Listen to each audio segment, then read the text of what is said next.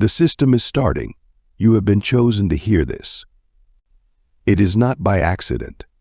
In a world filled with noise, where everyone is quick to speak, quick to judge, you are being invited into a space of sacred silence, or a place where there is no opinion, no pressure, no expectations. It is just you and the voice that truly needs to be heard. Today, I have not come to add noise to your life. I have come to remind you, it is in silence that your soul is healed, and your mission begins. Have you ever experienced the sting of betrayal, the kind that fractures your trust, shatters your heart, and leaves you questioning your worth?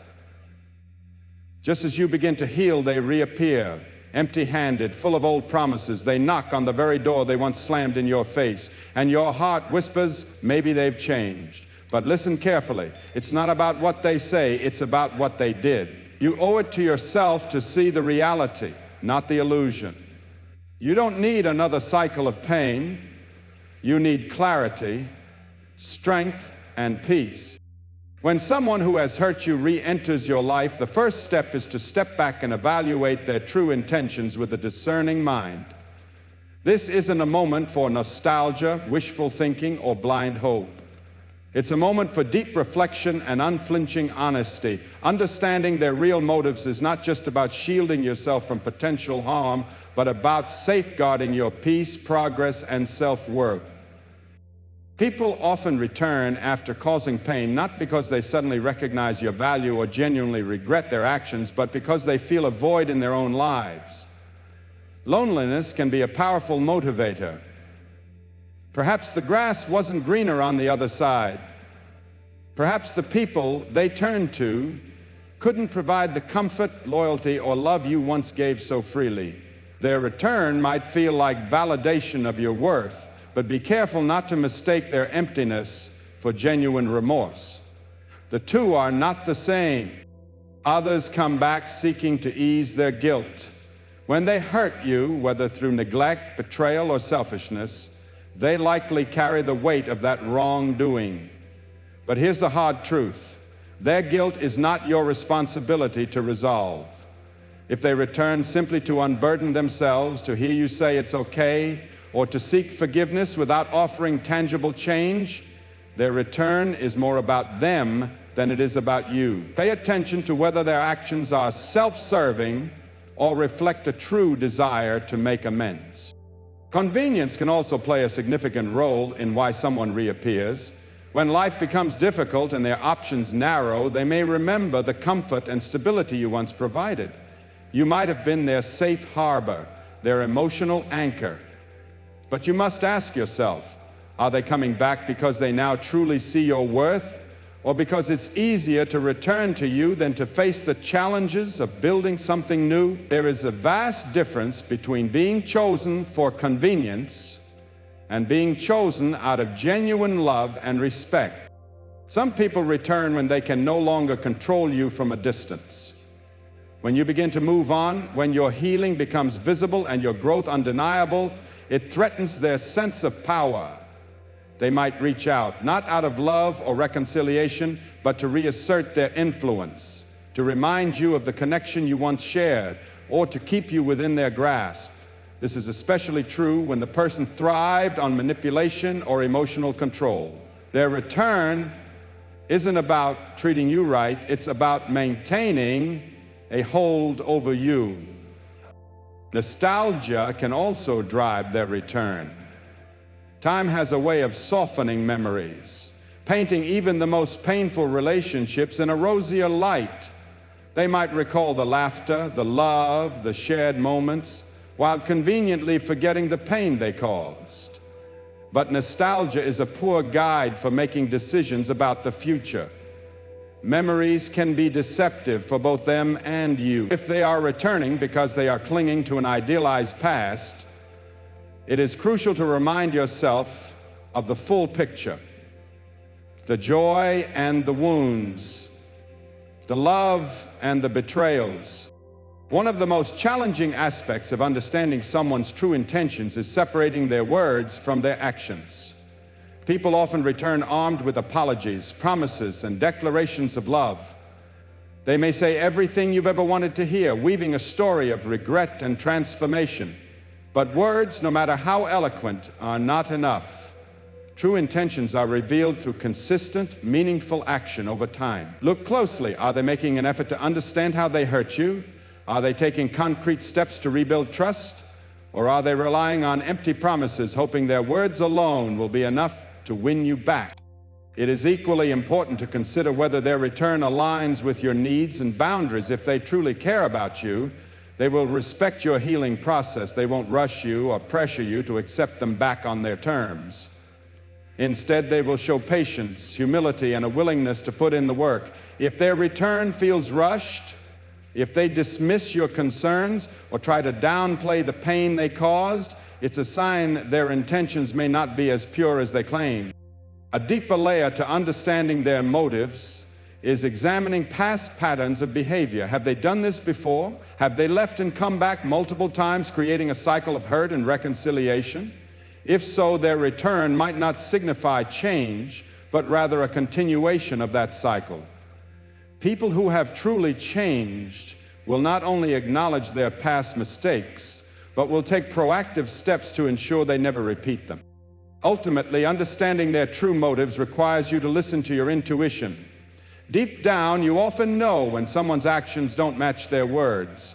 You feel it in the pit of your stomach, in the quiet moments when doubt lingers. Don't ignore those feelings. They are your internal warning system, guiding you toward the truth. Trust yourself to recognize when someone's intentions are sincere and when they are not. Taking the time to evaluate their real intentions isn't just about protecting yourself from further harm. It's about reclaiming your power, honoring your worth, and refusing to settle for anything less than you deserve. You are not obligated to welcome someone back simply because they've returned. Their intentions, no matter how well disguised, cannot override your right to peace, happiness, and respect. When someone who hurt you re-enters your life, take a moment to reflect on why they left in the first place. This isn't about holding on to resentment or reopening old wounds. It's about clarity. People leave for a variety of reasons, and often those reasons say more about them than they do about you. To move forward wisely, you must confront those truths, no matter how painful.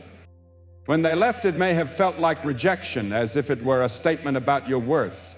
But often, people don't leave because you were lacking. They leave because they were. Maybe they weren't ready for the depth of what you were offering. Maybe your love illuminated parts of themselves they weren't ready to face.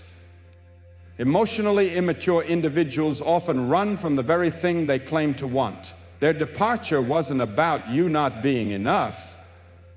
It was about them not being capable of meeting the standard your love required. For some, leaving is about avoidance. They don't want to face hard conversations, accountability, or the effort a real relationship demands. When conflict arises, rather than working through it, they take the easy way out. This kind of departure leaves you with unanswered questions. But remember, avoidance is not a sign of strength or independence. It's a sign of emotional immaturity. Others leave because they believe the grass is greener elsewhere. This is painful because it makes you question your worth, but understand this. When someone leaves in search of something better, it reflects their own unmet desires and unrealistic expectations. They fail to realize that true happiness isn't found in chasing novelty. It's cultivated in growth, commitment, and understanding. Some people leave to maintain control. When they sense you growing stronger, they may return, not out of love, but to regain the upper hand. It's crucial to recognize these dynamics for what they are. Others leave because they simply weren't invested enough. Their return should make you question whether they genuinely value you now or simply took you for granted before. In the end, understanding why they left helps you determine whether their return is meaningful or merely a repetition of the past. Be wise, be strong, and most of all, remember you deserve more than recycled love. You deserve something real. When someone returns after leaving, it is essential to question whether their comeback stems from genuine growth and understanding or merely a fear of being alone. Often, people walk away for selfish reasons, prioritizing their desires, ambitions, or personal needs over the relationship, with little regard for how their actions impact you. Whether their departure was due to infidelity, dishonesty, or neglect, the fact remains that they made a choice, one that placed their interests above your well-being. When they return, promising they have changed, it is crucial to assess whether their shift is genuine or if it is just a temporary desire for comfort. Understanding why they left also means acknowledging the emotional toll their absence took on you. This is not about dwelling on the pain, but recognizing how their decision affected your trust, confidence, and self-worth. Wounds caused by their departure do not simply vanish because they decide to come back. Evaluating their return is about determining whether their presence now contributes to your healing or risks reopening old scars. An apology, no matter how heartfelt, is not enough. True change is reflected in their actions. Actions that demonstrate an awareness of the pain they caused and a commitment to doing better. It is also necessary to be honest with yourself about what you truly need and deserve. Their departure may have revealed incompatibilities, unresolved issues, or warning signs you previously ignored. Use this reflection as a chance to clarify your boundaries and priorities. When they return, you will be better equipped to assess whether their presence aligns with the life and love you want for yourself. When someone who has hurt you comes back, they often bring words of apology, regret, and promises of change. They will say they are sorry, that they have grown, and that things will be different. It is tempting to believe these words, especially when they echo the hopes you have been holding on to. However, words require little effort and can be spoken without true commitment. If you are to protect yourself, you must look beyond what they say and focus on what they do. Actions reveal the truth that words often disguise. People use words to manipulate emotions, especially when they feel they are losing their grip on you. They know what you long to hear and how to phrase it in a way that stirs your heart. Apologies can be rehearsed, promises can be made in moments of desperation, and declarations of love can be wielded as weapons to lower your defenses. When they claim to have changed, ask yourself, what evidence have you seen? True growth is not an overnight transformation or a realization that they miss you. It is a process requiring time, effort, and consistency. Without tangible actions supporting their claims, their words are nothing more than a performance. Testing their actions means observing how they behave, not just in grand gestures, but in the small, everyday moments that reveal their true character. Are they following through on their commitments? Are they respecting your boundaries and truly listening to your concerns? Are they making an effort to understand how they hurt you and ensuring it does not happen again? Real change is not about extravagant promises. It is about the difficult, ongoing work of rebuilding trust and demonstrating accountability. Another critical aspect of change is accountability. Do they take full responsibility for their past actions, or do they deflect, minimize, or make excuses? Genuine accountability means acknowledging the hurt they caused without shifting blame or expecting instant forgiveness. If they are truly committed to making amends, their actions will reflect a willingness to earn your trust rather than demand it. They will not pressure you to move on before you are ready, nor will they act as though their return should automatically erase the past. Equally important is how they respond to your boundaries. Setting boundaries is essential in protecting your emotional well-being after someone has hurt you. If they are serious about rebuilding the relationship, they will respect these boundaries without resistance or guilt-tripping.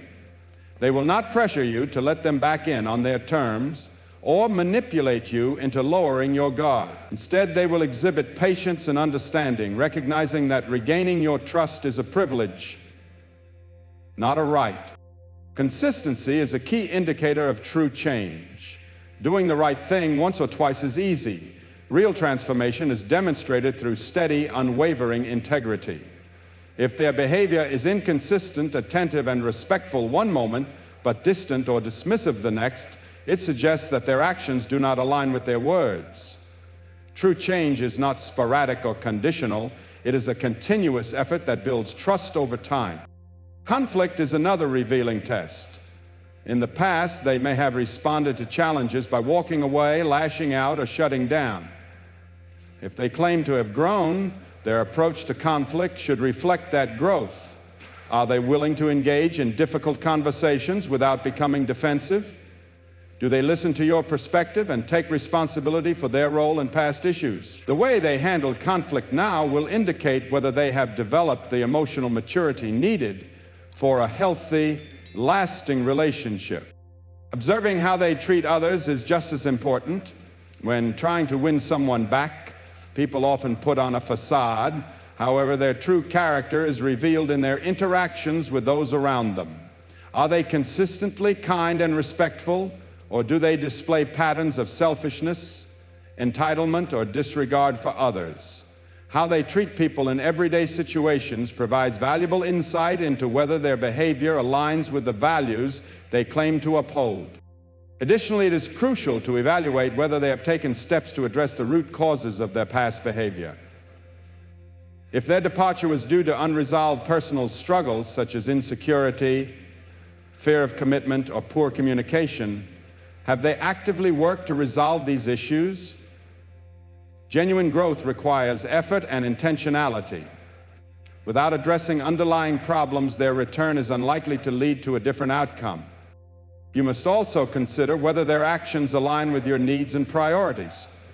It is not enough for them to simply want to return. They need to show a genuine commitment to supporting your well-being and contributing to a healthy relationship. Are they making an effort to understand your needs and meet them consistently? Are they prioritizing your emotional safety and demonstrating that they value your happiness? Their actions should reflect a desire for a partnership built on mutual respect, not one-sided expectation. Trust your instincts. Your intuition often picks up on subtle cues that logic may overlook. If something about their behavior feels off, do not dismiss those feelings. Your gut is a powerful tool for discerning whether their actions align with their words. Pay attention to how their presence makes you feel. Do you feel safe, valued, and respected? Or do you feel uneasy, uncertain, and mistrustful? Testing their actions means observing both what they show you and how their actions resonate with you on a deeper level. Setting clear boundaries is not about shutting people out, but about creating a space where you can be your authentic self, free from manipulation, disrespect, or emotional harm. When someone who has hurt you returns, it is natural to feel tempted to give them another chance. However, without boundaries, you risk reopening old wounds or repeating unhealthy patterns. Boundaries serve as your armor, ensuring that you receive the respect and care you deserve. The first step in setting boundaries is recognizing your right to define the terms of your relationships. You are not obligated to accept someone back simply because they return. Saying no is not a sign of weakness or unforgiveness. It is an act of self-care. You are not required to welcome someone back into your life just because they regret their actions. Instead, you must ask whether their return aligns with your healing, growth, and the future you are building for yourself. A critical part of boundary setting is identifying your needs. What do you require to feel safe? What do you need to maintain your peace? Boundaries are not about punishment, but about safeguarding your emotional and mental well-being. You are responsible for your own healing and happiness, not for how the other person reacts to your boundaries. Once you have identified your needs, communicate them clearly and firmly. Boundaries that are not communicated are easily disregarded. Do not apologize for asserting what you need, nor should you feel guilty for protecting your peace. You deserve relationships that honor your worth. To feel safe and respected, it can be tempting to accommodate others or downplay your needs in an effort to keep the peace. But doing so only leads to resentment and emotional exhaustion. Be clear about what you will and will not tolerate, and stand firm in your decisions. If someone is truly invested in rebuilding a relationship with you, they will respect your boundaries. If they disregard them, it is a clear sign that they are not ready to be a positive force in your life. One of the most powerful aspects of setting boundaries is granting yourself permission to prioritize your own needs. When someone re-enters your life, it is natural to focus on their feelings, to seek to understand their perspective, and to accommodate their requests. But in doing so, you risk losing sight of your own needs and desires. Setting boundaries means placing your well-being at the forefront and recognizing that your feelings are just as important as theirs. You do not need to sacrifice your emotional safety or happiness for someone else's comfort. Boundaries also serve as a reminder that respect is not optional. It is fundamental to any healthy relationship. Respect goes beyond simply avoiding harmful behavior. It is about honoring each other's emotional space and needs. When someone has hurt you, it is crucial to establish boundaries that reflect the respect you deserve. If they refuse to meet those boundaries, it reveals that their return is not about growth or making amends, but rather about seeking something from you without considering your needs. Setting boundaries requires self-awareness. You must understand your emotional triggers, vulnerabilities, and the patterns that led to the hurt in the first place. By recognizing your emotional limits, you can create boundaries aligned with your needs. If past interactions with this person involved emotional manipulation or gaslighting, your boundary might be to avoid conversations that feel emotionally charged or manipulative. If they have shown a pattern of disrespect, your boundary might be to only engage in discussions that are calm and respectful, with clear agreements about how you both will treat each other moving forward. It is also important to recognize that setting boundaries is not a one-time event. It is an ongoing practice. As you continue to engage with someone who has hurt you, your needs and boundaries may evolve. You may feel more or less comfortable with certain interactions over time, and that is okay. Your boundaries should always reflect your current emotional state and your ongoing healing process. If someone crosses a boundary, it is essential to reinforce it consistently and kindly. Allowing small violations to slide can lead to bigger issues later. Be prepared for pushback. People who have hurt you in the past may not immediately understand or accept your boundaries, and that is okay. They may argue, become defensive, or try to manipulate you into lowering your standards. Their reaction is not a reflection of your worth or your right to set boundaries. It is a reflection of their inability to respect your emotional needs. Stay firm in your commitment to protecting yourself. It is not your responsibility to make them comfortable with your decisions. It is your responsibility to ensure you are at peace with the choices you make. Setting boundaries also means being prepared to walk away if your needs are not met. If someone continues to disrespect your boundaries or refuses to acknowledge your emotional needs, you have the right to disengage. Walking away is not an act of punishment, it is an act of self-preservation. You are not responsible for their emotional reaction to your boundaries, but you are responsible for protecting your mental and emotional health. If someone truly values you, they will respect your boundaries, even if it takes time for them to fully understand their importance. Boundaries are not just about protecting yourself from others. They are about protecting your peace and ability to move forward. When you set clear boundaries, you create space for healing. You gain the emotional distance needed to assess the situation, determine whether this person deserves a place in your life again, and decide what kind of relationship you want to cultivate. Boundaries allow you to make decisions from a place of clarity rather than from emotional pressure or past attachments. In doing so, you not only protect your emotional well-being, but also empower yourself to build relationships that honor your worth. When someone who has hurt you returns, it can be tempting to let them in again. Their words, apologies, and promises of change can feel convincing, even genuine. But the truth is, your healing is far more important than their return. It always will be. Prioritizing your healing means creating a foundation built not on hope or fleeting emotions, but on strength, self-respect, and the recognition that you deserve to move forward in a way that serves you. The first step in valuing your healing is acknowledging that it must be your priority. Above the person who hurt you, above their apologies, above your own guilt or longing for closure, you have worked hard to heal. You have invested time, effort, tears, and deep self-reflection to rebuild yourself. Allowing someone back in without regard for how it may impact your healing risks undoing all the progress you have made. Their return could drag you back into the chaos, confusion, and hurt you have fought to escape. You must ask yourself, do you value your growth, your peace, and your future? Or do you want to relive the hurt because it feels familiar? Healing should never depend on someone else's actions. It is easy to believe that their return, their acknowledgement of the pain they caused, or their apology will make you whole again. But healing comes from within, not from someone else's approval. The power to heal is within you. If you place your healing in someone else's hands, you give them control over your emotional state, waiting for them to decide if you get to be whole again. But you have already been through that. You have already given someone the power to hurt you. Now, you have the opportunity to take that power back. Healing is not linear. It is not simply about getting over the hurt. It is about learning, growing, and evolving. It means embracing every emotion, the anger, sadness, and fear, and giving yourself the space to feel them without judgment.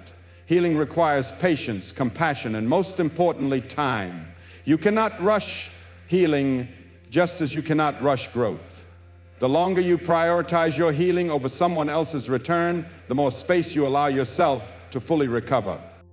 When someone who hurt you returns promising they have changed, it is natural to want to believe them. After all, who does not want to believe in second chances?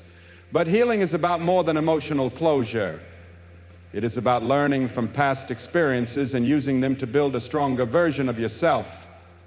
If you focus too much on their return, you risk minimizing the lessons you have learned. You risk ignoring the red flags and patterns that caused you pain before. Value your healing by focusing on what it has taught you, what boundaries you established, what strengths you uncovered, and how you have grown.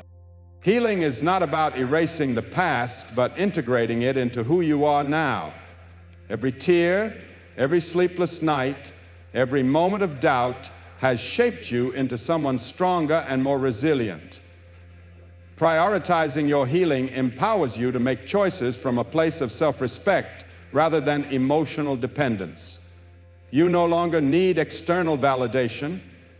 You are already whole. There will be moments when you feel the urge to let them back in, moments of loneliness, moments of doubt, but remind yourself that your peace and well-being are worth more than temporary comfort. Relationships should never come at the expense of your mental health. If someone truly cares about you, they will respect your healing process. They will understand that your growth cannot be rushed or compromised. By valuing your healing, you break free from the patterns that once caused you pain. You no longer seek closure from those who hurt you. You find it within yourself. You move forward not because they finally see your worth, but because you do. You rise, not with anger, but with peace. And in doing so, you step fully into the life that was always meant for you. If you allow someone back into your life without considering how it affects your emotional recovery, you risk falling into old habits, familiar dynamics, and repetitive patterns of behavior. You jeopardize the progress you've made and reopen wounds that have already begun to heal. However, when you make your healing a priority, you establish an emotional safeguard that prevents you from returning to a place that no longer serves you. You learn to discern when someone's return is an opportunity for growth and when it is merely an invitation to repeat the past. There is power in choosing yourself and prioritizing your healing. No matter how strong the temptation is to let them back in, you have already invested so much in your own well-being, growth, and happiness. Do not let someone's return undo that hard work. Do not allow their desires to dictate your emotional state. Your healing is sacred, personal, and entirely yours. By prioritizing it, you send a clear message to yourself and the world. You are worthy of respect, deserving of peace, and committed to moving forward, no matter how difficult it may seem at times. If you let someone back into your life without valuing your healing, you risk losing yourself again. You risk giving them the power to unravel your progress, pulling you back into uncertainty and into a place where you once felt small, powerless, or unimportant. But when you hold your healing above all else, you preserve your sense of self, inner strength, and commitment to the life you are building. You protect your heart and soul from further harm and shape a future defined by your growth, not by the people who come and go. When someone who has hurt you returns, it is natural to want to believe they have changed. After all, they ask for another chance, their words filled with promises of growth, regret, and transformation. However, words alone mean little when it comes to true change. It is easy to say the right things, but much harder to alter the behaviors, attitudes, and patterns that caused harm in the first place. If you have been hurt before, recognizing genuine change is crucial to protecting yourself and making decisions in your best interest. When someone re-enters your life, evaluate their actions rather than their words. True change is demonstrated through what they do, not what they say. Words can be persuasive, sounding sincere, heartfelt, and full of remorse, but they do not heal past damage. If someone truly wishes to be part of your life again, they must prove their commitment through consistent, meaningful actions. Promises without proof are empty, and it is vital to remember that words hold value only when supported by corresponding behaviors. Seeking closure or reassurance is natural, but placing blind faith in promises can leave you vulnerable to the same pain. The hurt you have endured should remind you that actions speak louder than words. And it is those actions that must guide your decision about allowing someone back into your life. The first sign of true change is consistency. Transformation does not happen overnight, nor is it about temporary good behavior or fleeting acts of kindness. Real growth is a gradual process requiring time, effort, and dedication. If someone who has hurt you claims they have changed, you need to observe a sustained pattern of positive change. A person who genuinely wishes to make amends will consistently show improvement, not just when they know you are watching. Examine their behavior over time rather than in isolated moments of charm or apology. Do they continue to demonstrate respect, kindness, and understanding? Are their efforts consistent, or do they fade once they regain your trust? True change is about long-term effort, not short-term manipulation. Another key indicator of genuine transformation is accountability. A person who has truly changed does not avoid taking responsibility for their past mistakes. They do not blame you, external circumstances, or other factors for the harm they caused. Instead, they acknowledge their actions, recognize the pain they inflicted, and sincerely strive to make things right. Accountability means demonstrating a willingness to learn from mistakes, confronting personal flaws, and taking deliberate steps to avoid repeating harmful behavior. When someone claims to have changed, ask yourself, are they taking full responsibility for their actions, or are they deflecting, minimizing, or rationalizing their past behavior? True change comes from honesty, self-reflection, and a willingness to take ownership without making excuses or shifting blame. Observing whether they have made real efforts to grow is equally important. Growth is a continuous process that demands self-awareness, a willingness to challenge old habits, and the courage to address personal shortcomings. If someone who hurt you returns, there should be clear evidence of self-improvement, whether through seeking guidance, working on personal issues, or developing better communication skills. If no effort has been made to change, the same harmful patterns will likely repeat. Transformation is intentional, not accidental. If they have not actively worked on becoming a better person, they may be seeking comfort or validation rather than genuine change. You deserve someone who is committed to growth, not someone hoping you will accept them as they are without any effort to change the behavior that once caused you pain. Empathy is another fundamental aspect of true change. A person who has genuinely transformed will deeply understand the pain they caused. They will acknowledge your emotions, recognize the impact of their actions, and express genuine concern for your well-being. Empathy is not just about saying, "I'm sorry." It is about truly grasping the weight of their behavior and the lasting effects it has had on you. When evaluating change, consider how they treat your feelings. Do they validate your emotions or dismiss them to focus on their own? Do they show care for your healing, or are they only concerned with their desires? True change is rooted in empathy, and it is essential to look for this quality before letting someone back into your life. Trust, once broken, is not easily repaired.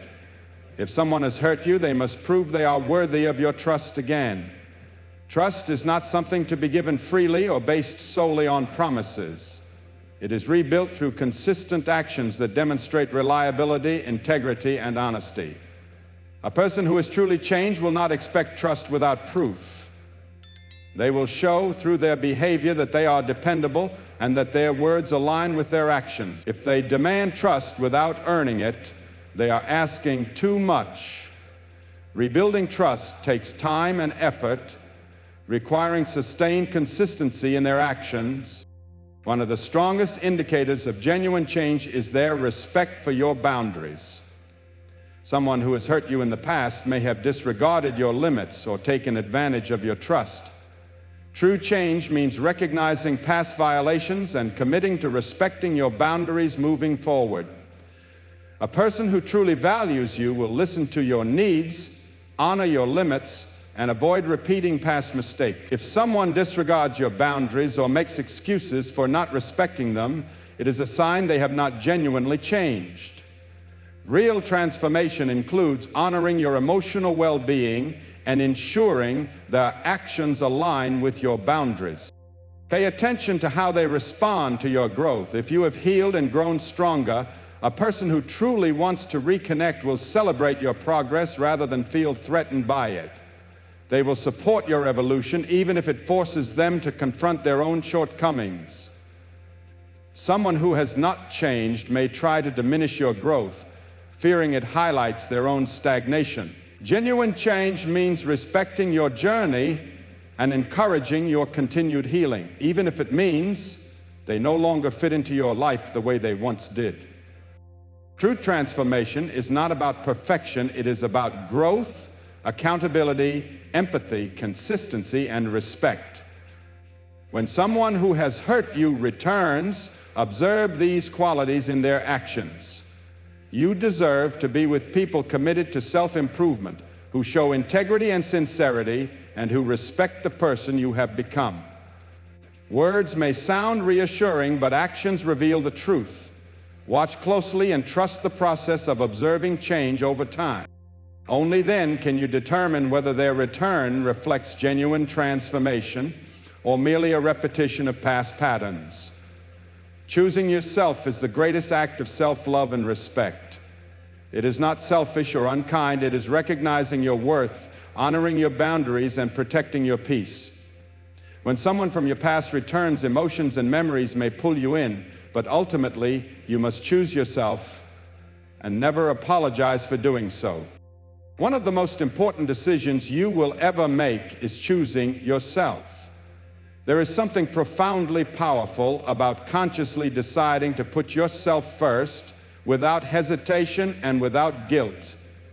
For too long, many of us have been conditioned to prioritize the needs of others over our own. We are taught to be selfless, to nurture, to care, and to always be available for others, often at the expense of our mental, emotional, and physical health. But the truth is, if you do not take care of yourself, you cannot truly take care of anyone else. The only way to love and give to others in a meaningful way is to first love and give to yourself, which means choosing yourself unapologetically. When someone who has hurt you returns, they may expect you to open your heart to them immediately, to forgive without question, and to welcome them back into your life. They may hope you will forget the pain they cause, overlook the scars, and move forward as if nothing happened. But the reality is you owe no one your time, energy, or forgiveness if they have not earned it. You do not need to explain yourself, justify your actions, or feel guilty for making the choice to protect yourself. Choosing yourself means you are no longer willing to sacrifice your well-being for the comfort of others. It means understanding that your peace and happiness are more important than the opinions or desires of those who have not treated you with the respect you deserve. One of the hardest parts of choosing yourself is letting go of the guilt that often accompanies it. Many of us have been raised to always consider the feelings of others, even when it comes at a personal cost.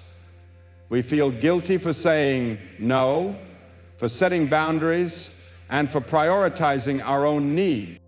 But the truth is, guilt is often a tool used by others to manipulate us into sacrificing our happiness for their convenience. When someone who has hurt you returns, they may try to make you feel guilty for not welcoming them with open arms. They may insist that you should forgive and forget, let go of the past, and move forward. But you do not owe them that. The only guilt you should feel is the guilt of not protecting your peace, of not standing up for your happiness, and of not honoring the boundaries essential for your healing. Choosing yourself means being firm about your boundaries. Boundaries are not negotiable, nor are they something that can be disregarded for someone else's convenience. They are essential for your emotional, mental, and physical well-being and must be respected at all costs. When someone who has hurt you returns, they must respect your boundaries if they wish to have a place in your life. If they cannot, then they are not worth your time, energy, or heart. You do not need to apologize for setting boundaries, nor should you feel guilty for enforcing them. Boundaries are a form of self-respect, and when you choose yourself, you honor those boundaries without hesitation or apology. Choosing yourself also means recognizing your worth and refusing to settle for less than you deserve. When someone who has hurt you returns, they may offer the same empty promises, the same false hopes, and the same hollow apologies, but if you have truly chosen yourself, you will see through the illusion. You will recognize that you deserve far more than the treatment you have previously accepted. You are worthy of love, respect, and kindness, and you should never settle for anything less. When you choose yourself, you refuse to tolerate disrespect, dishonesty, or manipulation. You understand that you deserve to be treated with the same love, care, and attention that you give to others. Choosing yourself means no longer accepting anything that falls short of what you truly deserve. It is also about knowing when to let go. Letting go is often one of the hardest aspects of choosing yourself.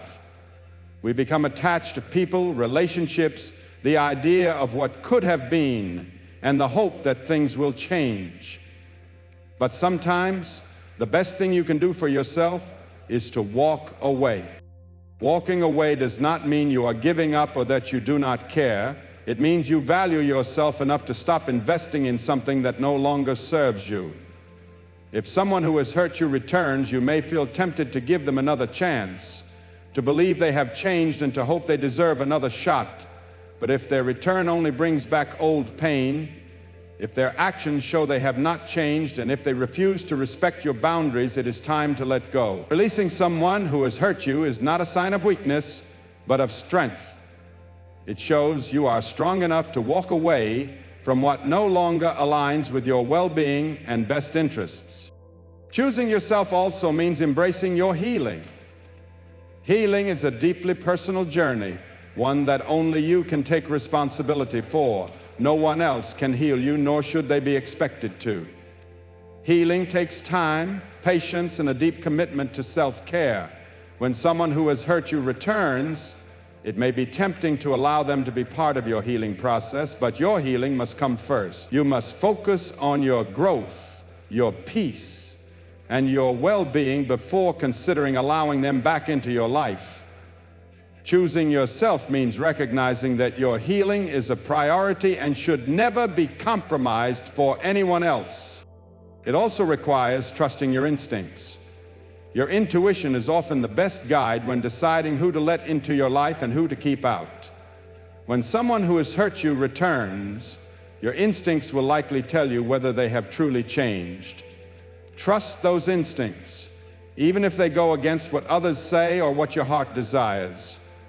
Emotions can cloud judgment, but your instincts are rooted in wisdom and will never lead you astray. Choosing yourself means listening to your gut and making choices aligned with your highest good. Finally, choosing yourself means learning to love yourself unconditionally. It means embracing who you are, flaws and all, and understanding that you are deserving of love and respect. Choosing yourself is not about perfection, but about self-acceptance, honoring your worth, and refusing to settle for anything less than what truly brings you peace and happiness. When you choose yourself, you affirm that you are worthy of love, peace, respect, and joy, and you refuse to tolerate anything that takes away from that. Choosing yourself is not always easy, especially when someone who has hurt you returns, but it is the most empowering decision you can make.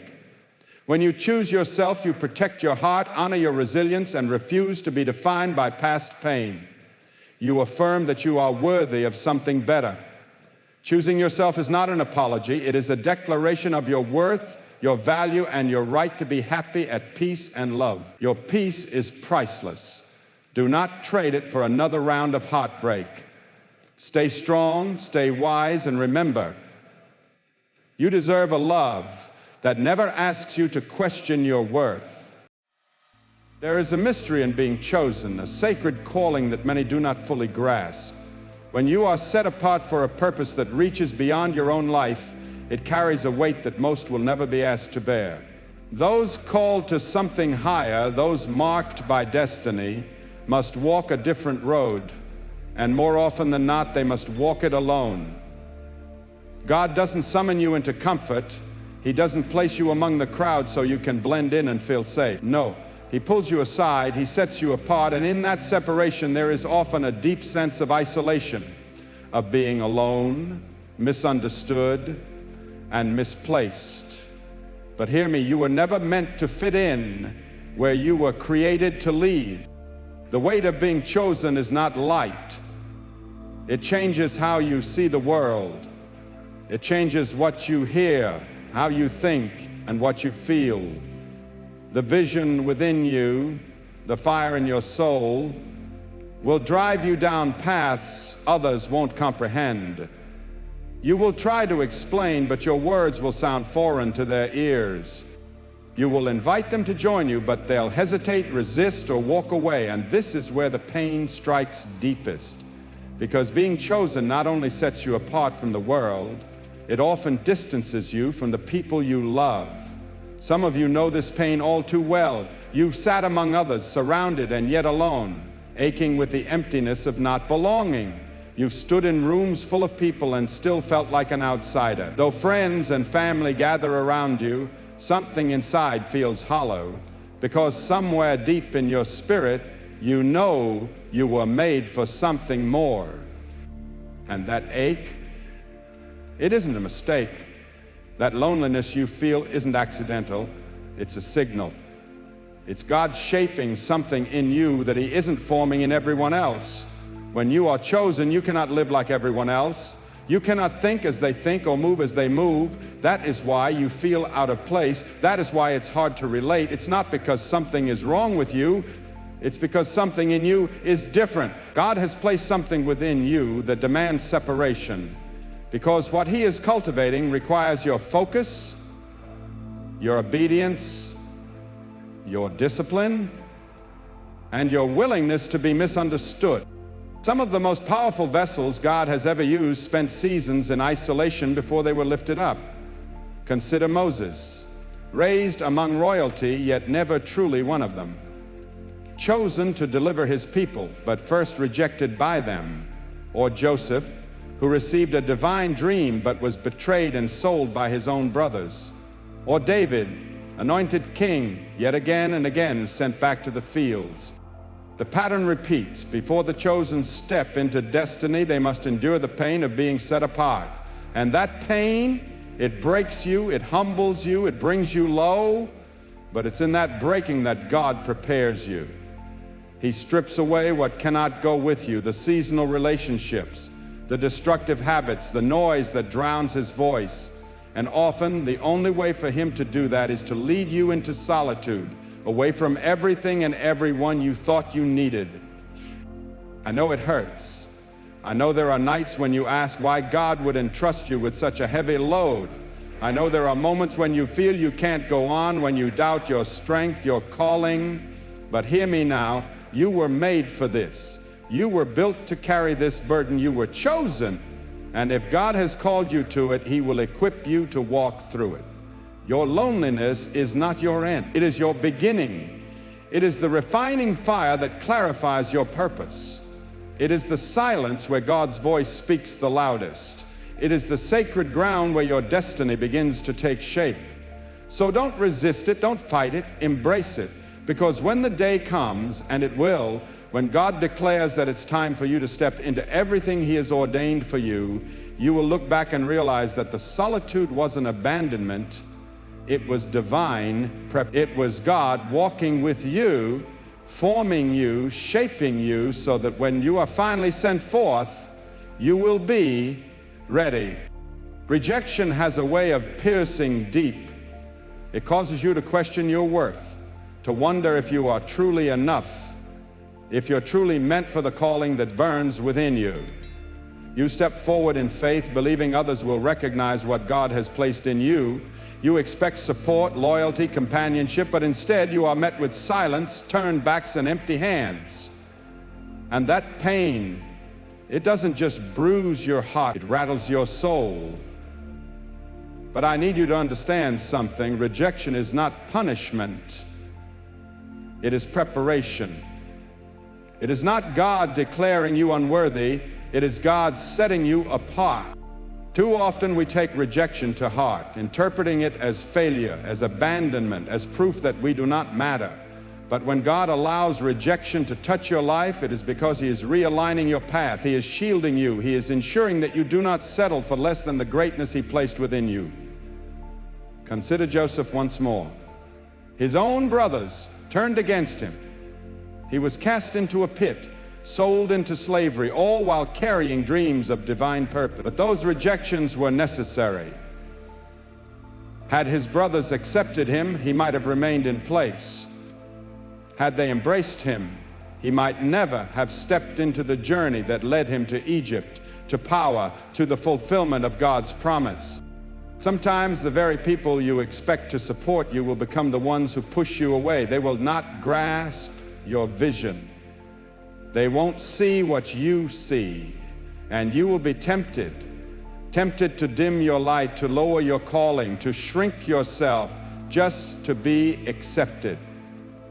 But you were not called to be accepted. You were called to rise. You were chosen to stand where others will not.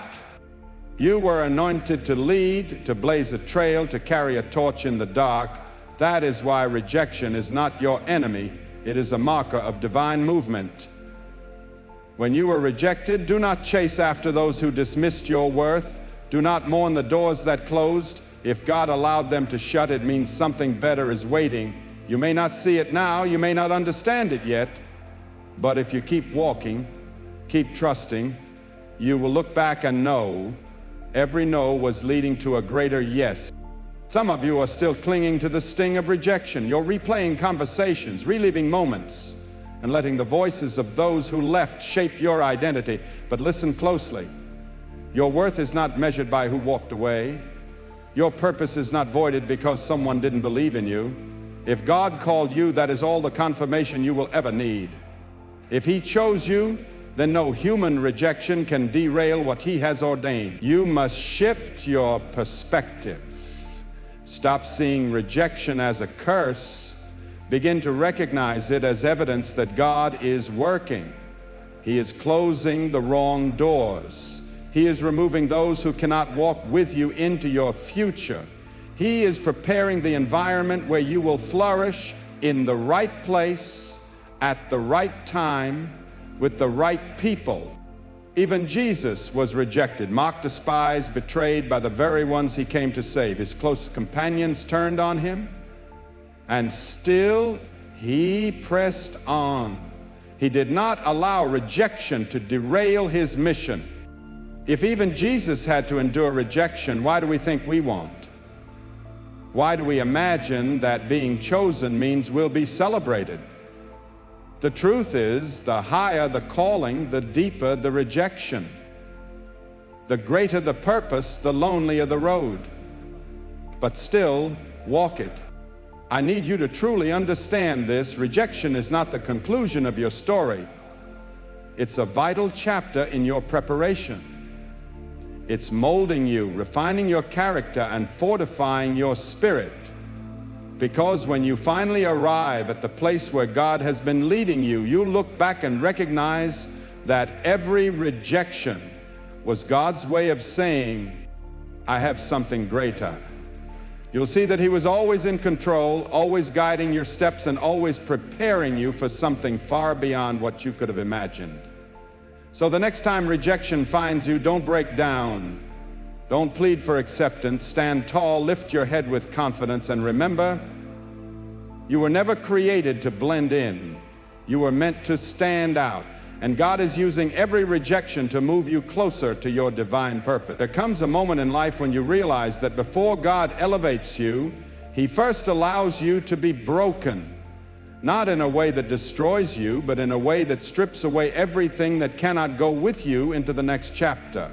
It's a kind of breaking that purifies, that humbles, that prepares, because God never promotes without first preparing, and preparation always comes at a cost. Many believe being chosen means a smooth path, a life untouched by pain. But if you examine the lives of those God has used, you'll notice a pattern. Before the elevation comes isolation. Before the breakthrough comes heartbreak, and before the crown comes crushing. In that crushing, it will feel as though everything is unraveling. The very things you once thought were stable begin to fall apart. And you'll question why God is allowing such pain when all you've tried to do is walk in His will. But that's the reality of being chosen. It means you must endure what others won't, because you are being prepared for what others can't carry. When there's a high calling on your life, God cannot allow you to step into it unprepared. He cannot let you carry pride, bitterness, unforgiveness, or dependency on people. So He allows the breaking, not out of cruelty, but because the greatness He's placed within you requires transformation. Consider David, anointed while still a young man, destined to be king, yet before he ever touched a throne, he fled for his life, took shelter in caves, and faced betrayal from those he once defended. God had already chosen him, but he wasn't ready. The anointing was on him, but the process was still required, and the process was painful. Some of you are walking through that process right now. You're in the midst of the breaking, unable to make sense of it. You look around and wonder why doors are closing, why relationships are unraveling, why the things you once prayed for now seem to be slipping away. You're asking, why me? Why now? Why this? The answer is simple, because God is forming you into who you were always destined to be. Gold is purified in fire. Diamonds are formed under immense pressure. Olive oil flows only when the olive is crushed. And you, the gift inside of you, can only be revealed through the breaking. The dreams God has given you, the purpose embedded deep within you, the strength He knows resides in you, all of it must be drawn out. And that drawing out never happens in comfort. It doesn't happen when everything is easy. It happens when you're on your knees, when everything else has failed you, when all you have left is His Word. You may not see it now, but a day will come when you look back and thank Him for the breaking. One day it will be clear that every tear, every loss, every heartbreak wasn't working against you. It was working for you. What you thought was rejection was actually His protection. What you assumed was suffering was preparation. What you believed was the end was in truth the beginning of the person He was shaping you to become. So don't resist the process. Don't rush the healing. Let God do what only He can do. Let Him strip away what no longer serves your purpose. Let Him remove the distractions, the attachments, the comforts keeping you from walking fully in your calling. Yes, it will hurt. Yes, it will feel unfair. But when He is finished with you, you will be stronger. You will be wiser. You will be unshakable. And when the moment arrives, when He lifts you up, you will be ready.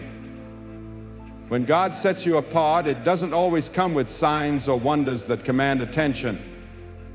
Often it's far more subtle, yet deeply powerful. He makes you different. And for a long time, you may not even understand why. You just sense that you don't quite belong. You could be in a crowd and still feel like you're walking a separate road. You may be offered opportunities, but something within you whispers, they're not meant for you. You might build relationships, but they never seem to last. Eventually you begin to wonder, why do I feel so disconnected? Why is my journey so unlike those around me? And the answer is simple, because you were never designed to blend in. You were never meant to settle where you didn't belong. Your life is marked by a calling that is unlike any other.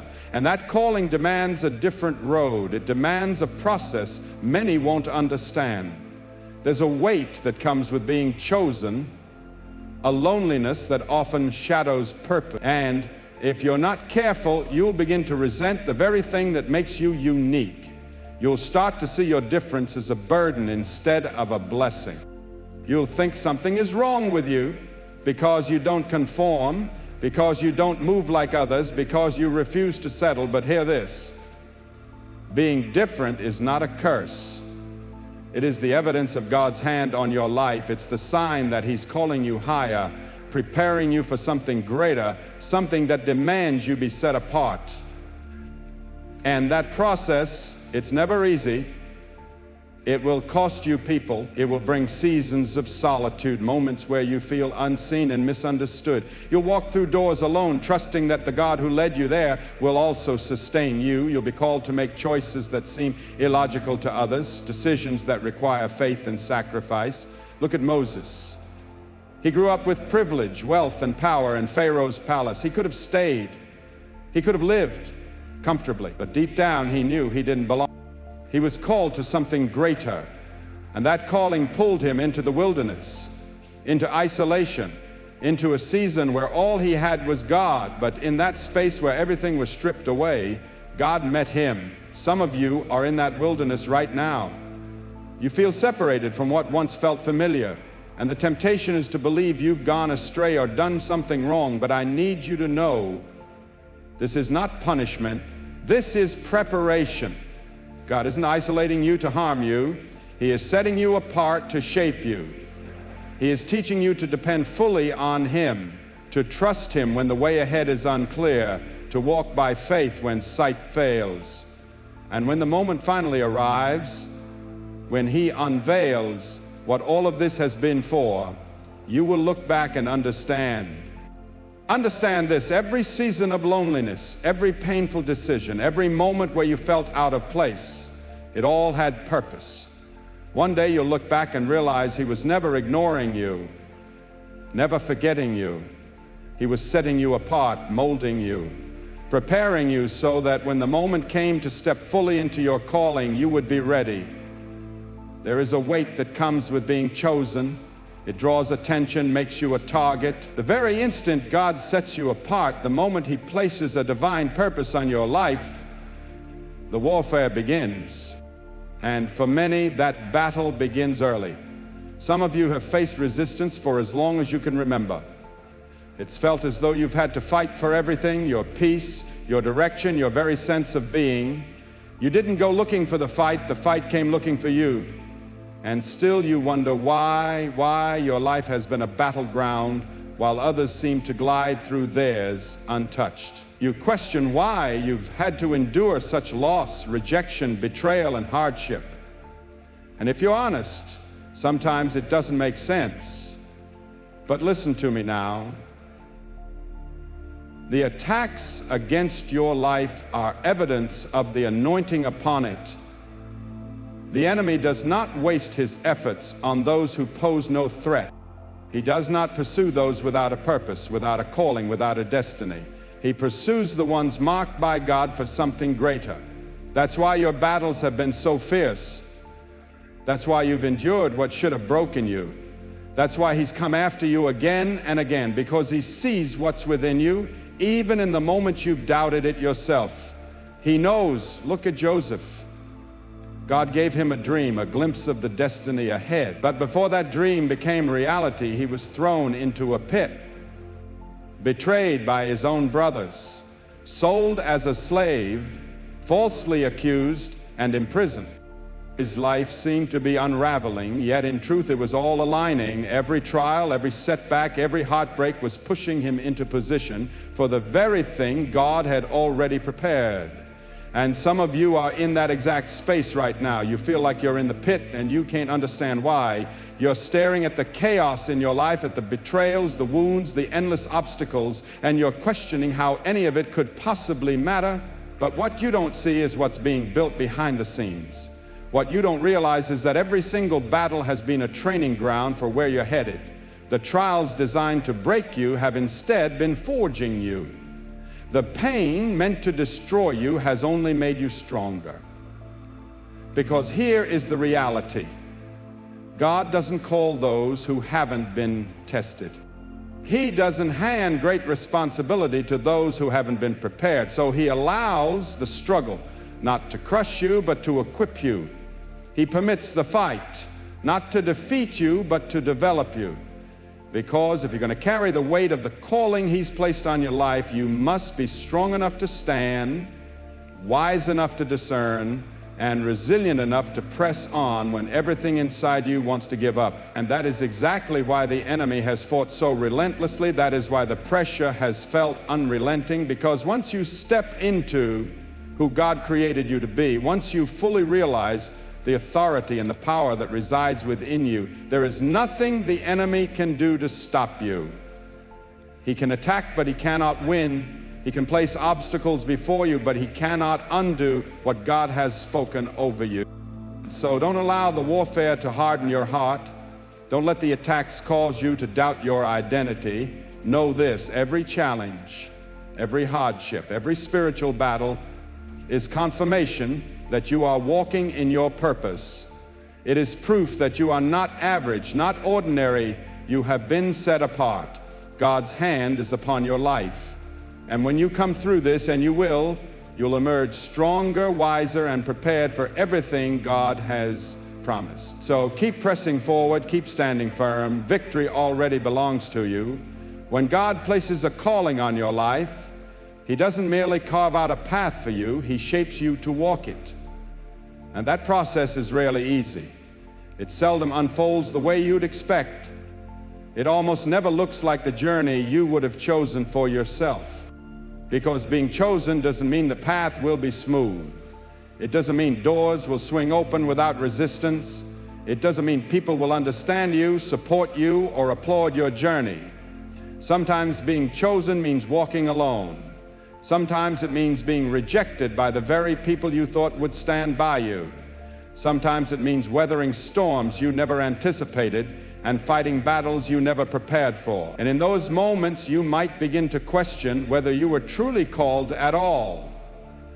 Because in your mind, if you were really chosen by God, wouldn't the path be a little easier? Wouldn't the people see your heart and rally around you? Wouldn't the timing make sense and the weight lift? But what if I told you the struggle is the evidence, that the solitude is part of the refining, that the breaking is where the true making begins? Think about David. When the prophet anointed him as king, he was just a shepherd boy, overlooked, dismissed by his own family, far from a throne. And after he was chosen, his life didn't become easier, it became harder. He was hunted, forced to hide in caves, misunderstood, betrayed, thrust into battle after battle. Yet every lonely night, every moment of despair, every uncertain season was crafting him into the king he was destined to become. Some of you are in that season right now. You feel cast aside, you feel invisible. You've remained faithful, yet the doors stay shut. You've been obedient, yet the road keeps getting harder. And now you're questioning whether you have the strength to continue. But let me remind you, just because you haven't seen the promise fulfilled doesn't mean it isn't coming. Just because you're in a wilderness doesn't mean you've lost your way. God is not punishing you. He's preparing you. In the silence, He's fortifying your spirit. In the hidden place, He's shaping your character. He's teaching you to trust when there's nothing else to lean on. Because when the time comes for you to walk into your purpose, you won't just be ready, you'll be unshakable.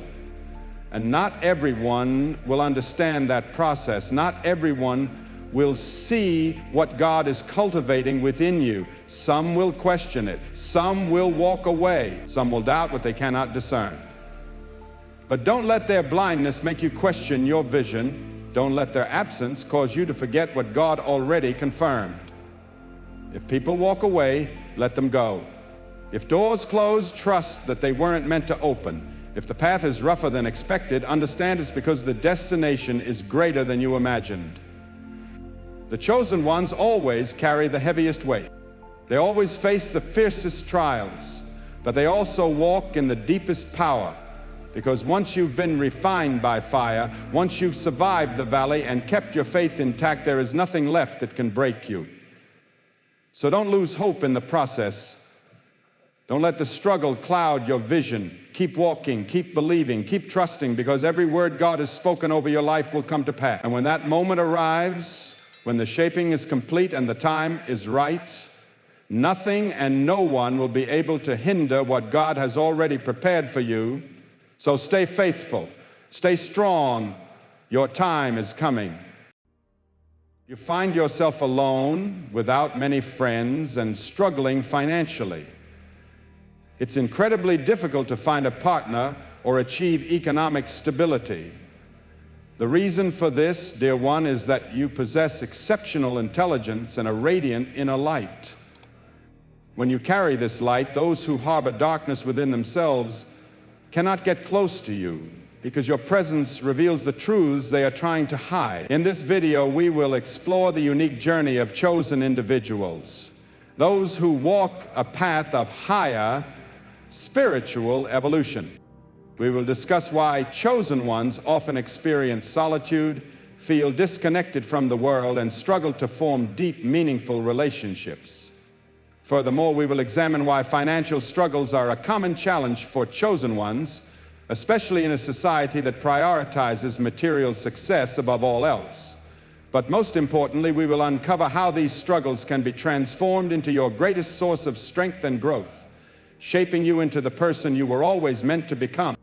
Many people experience loneliness and financial difficulties, yet they are extraordinary and powerful individuals. You are powerful, but you may be alone and struggling because you exist beyond the norms of this world. Rather than viewing your solitude and struggles as setbacks, see them as opportunities for profound personal growth, tools that can help you attract relationships that truly align with your soul. Being alone is not merely a coincidence. It is a defining trait of those who walk the path of higher consciousness. You might wonder why, despite being kind, genuine, and giving, relationships feel so challenging. Why do people seem to move away from you rather than toward you? Why does it feel like no one truly understands you? This loneliness, however, is not a punishment.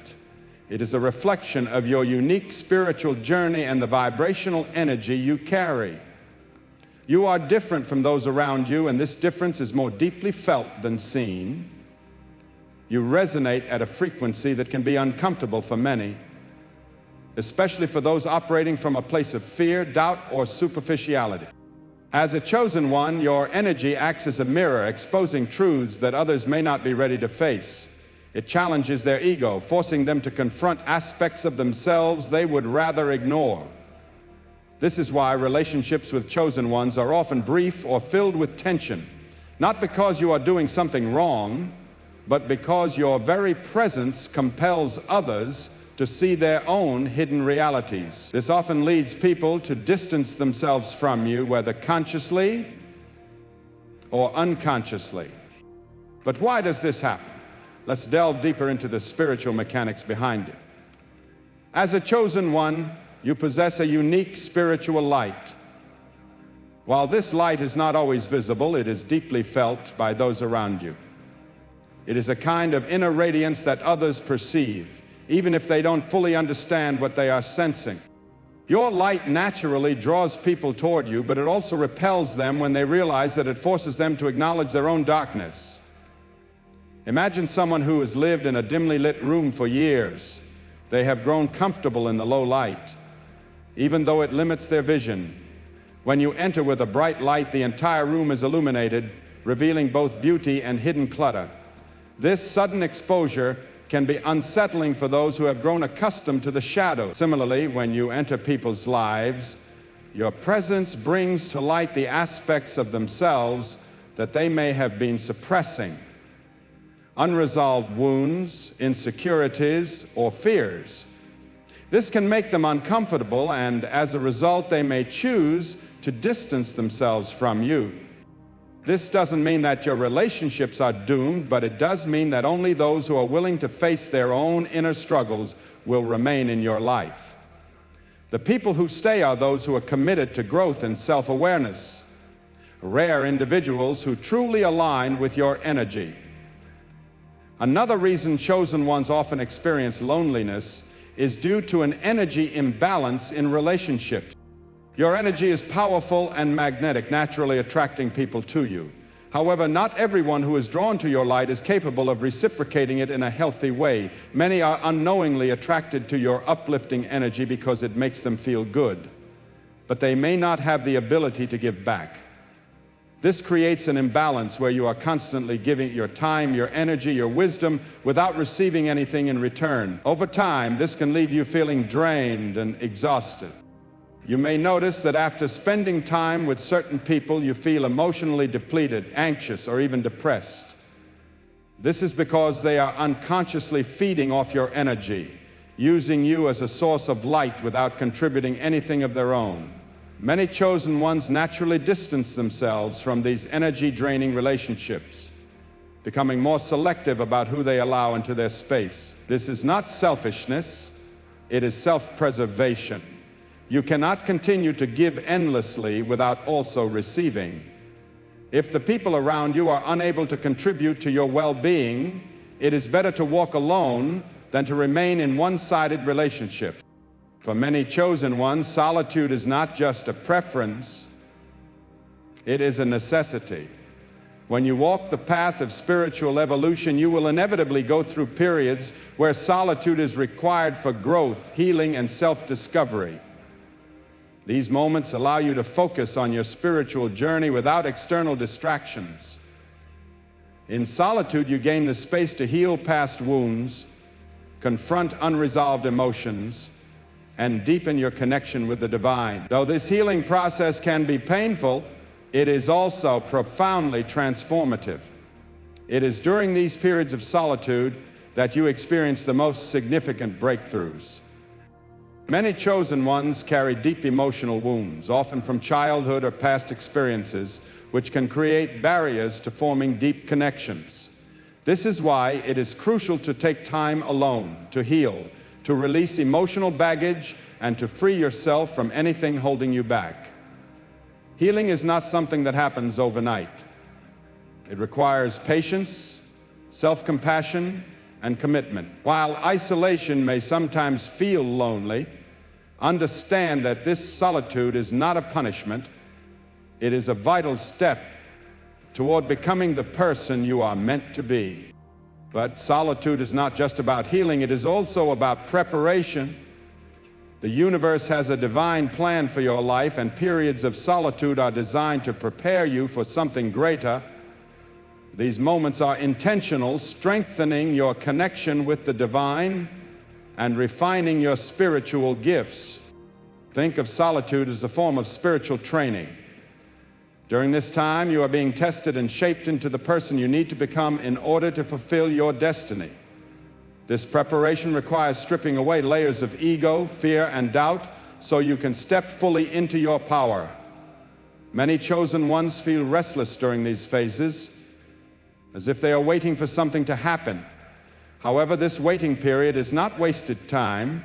It is a crucial part of your evolution. The universe is aligning your energy, your purpose, and your relationships so that when the right time comes, you will be ready. This time of solitude is also an opportunity for deep self-discovery. It allows you to explore your passions, talents, and desires, reconnecting with your true self and strengthening your faith in the divine plan. Now, let's turn our attention to another significant challenge faced by chosen ones: financial struggles. Many chosen individuals, despite their intelligence, skills, and hard work, find themselves facing financial difficulties. You may feel as though, no matter how hard you try, financial stability remains just out of reach. But why is this? Why do chosen ones who hold so much potential often face economic hardships? The answer lies: as a chosen one walking a unique spiritual path, your life does not follow the same rules as others. You are here for a higher purpose, one that often clashes with conventional approaches to wealth. Unlike those who are driven by material gain, you are guided by your spiritual values, authenticity, and the pursuit of a meaningful life. This means you may turn down lucrative opportunities that do not align with your principles, choosing instead careers that bring fulfillment and joy rather than financial prosperity. You prioritize personal and spiritual growth over monetary success, and as a result, you may find yourself struggling financially. However, this struggle is not a sign of failure. It is evidence that you are walking a different path, one that aligns with your soul's true calling. Your purpose is to bring light, healing, and transformation to the world.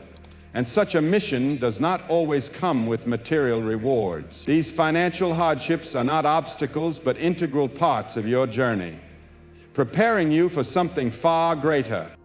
Another reason why chosen ones often face financial difficulties is the energetic misalignment with traditional methods of accumulating wealth. Money is energy, and the way it flows in your life is directly connected to your vibrational frequency. Your energy is focused on higher vibrational activities, teaching, healing, creating, and inspiring positive change. These pursuits, while essential to your soul's mission, do not always translate into immediate financial reward. Traditional wealth-building methods such as corporate advancements, stock market investments, or profit-driven entrepreneurship may not resonate with your essence, making them feel unfulfilling or misaligned with your values. This misalignment creates an energetic barrier, making it difficult to achieve financial success through conventional means. However, this does not mean financial abundance is unattainable. Rather, it means you are being called to discover alternative paths to wealth, ones that align with your spiritual journey. Instead of chasing material success, you are meant to focus on creating value in the world, using your gifts to serve others, and trusting that the universe will provide in alignment with your higher purpose.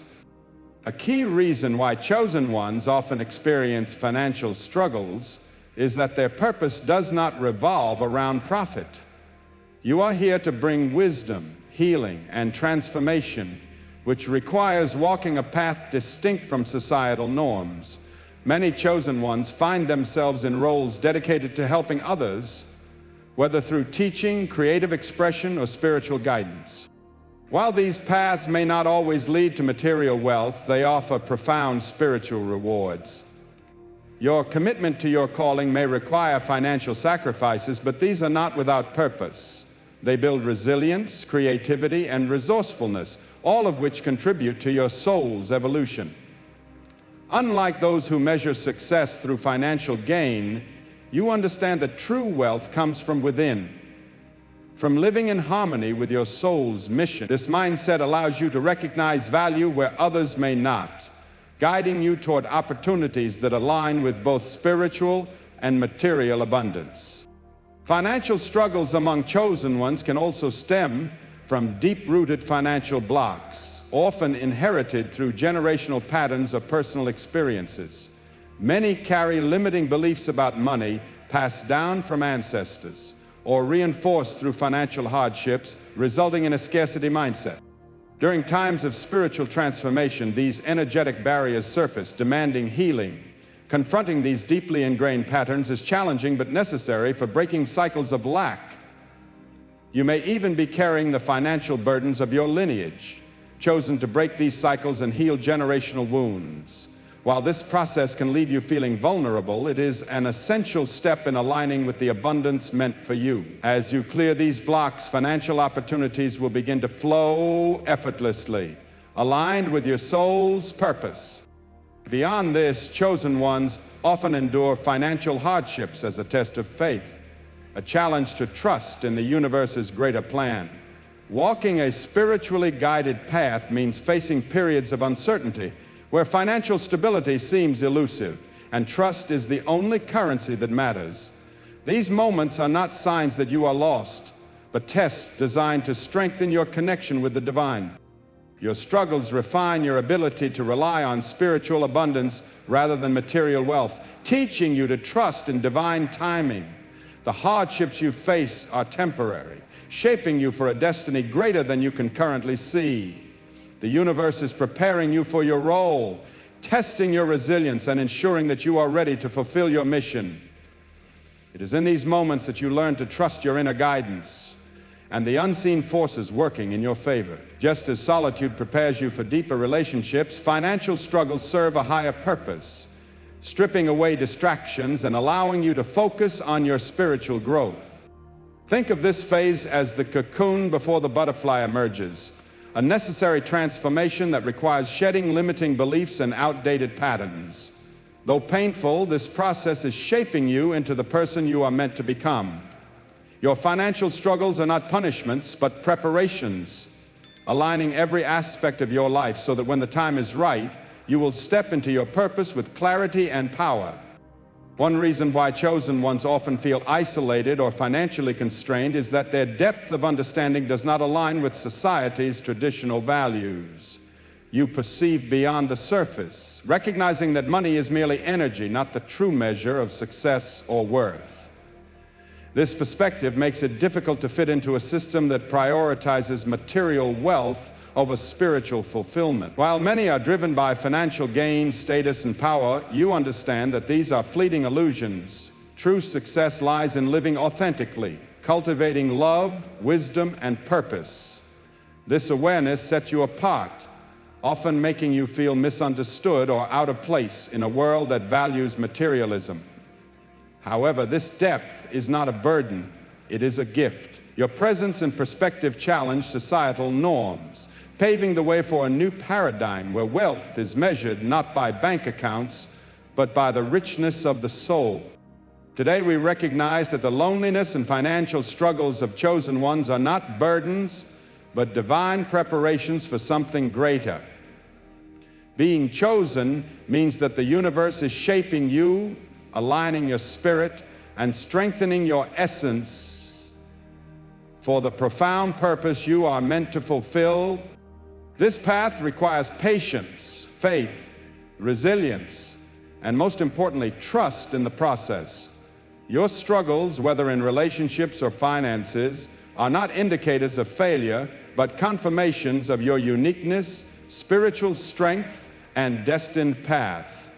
You are being prepared for a life that transcends superficial definitions of success, a life filled with purpose, meaning, and spiritual fulfillment. Embrace this journey, knowing that every challenge is refining you into the person you are meant to be. The loneliness you experience is temporary, setting the stage for deeper, more meaningful connections. The financial difficulties you endure are also temporary, teaching you invaluable lessons that will ultimately lead to lasting abundance, one that aligns fully with your soul's mission. If this message resonates with you, share your thoughts in the comments, like this video, and join our community of chosen ones by subscribing to the channel. Remember, you are a masterpiece in progress, complete yet always evolving. Peace and light to you. Check the first comment of the video, and always remember, you are a masterpiece in progress, radiating peace and light. There is something unmistakably different about the woman who has been chosen. She walks a path unlike the rest, a road less traveled, a journey that often feels solitary. Yet her solitude does not arise from weakness, but from divine distinction. She has been set apart. The world may not understand her. People may drift in and out of her life. Often she may feel as if she stands alone in a crowd, unseen, unacknowledged, but she is never truly alone. She has been chosen for something greater. When God sets someone apart, He does not place them in the center of the crowd. He calls them away from the distractions, away from the noise, away from the voices that might steer them astray. A chosen woman is not forged in the warmth of constant companionship, but in the solitude of divine preparation.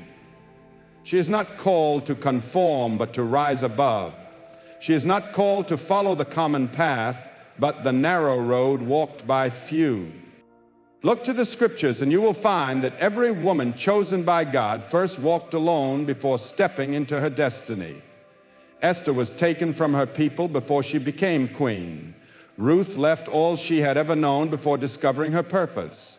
Hannah prayed in anguish alone before she gave birth to a prophet. Mary carried a divine promise no one could fully comprehend. So it is with the chosen woman. She is set apart not because she is forgotten, but because she is destined. She walks alone not because she is forsaken, but because God is leading her where others cannot follow. Her rejection is not a reflection of her worth, but a pruning. God removing what cannot accompany her into the next chapter. A chosen woman does not move with the crowd. She is not swayed by popular opinion. She does not lower her standards to fit in. She does not settle for anything less than what God has called her to. That is why certain friendships fade. That is why some relationships cannot last. That is why familiar places begin to feel foreign. The hand of God is on her life, and she cannot remain where she once was. Many will not understand her. They will question her choices. They will wonder why she takes the hard road instead of the easy one. But she does not live for the approval of others. She lives for the approval of the one who called her. She does not walk in fear because she knows who goes before her. She does not seek validation, for she is already chosen. In her solitude, she finds strength. In her quiet seasons, she is prepared. In the stillness, she learns to hear God's voice. She learns to trust Him when nothing makes sense. She learns to stand in faith even when the path ahead is unclear. She is not merely waiting. She is being refined. She is not simply alone. She is being transformed.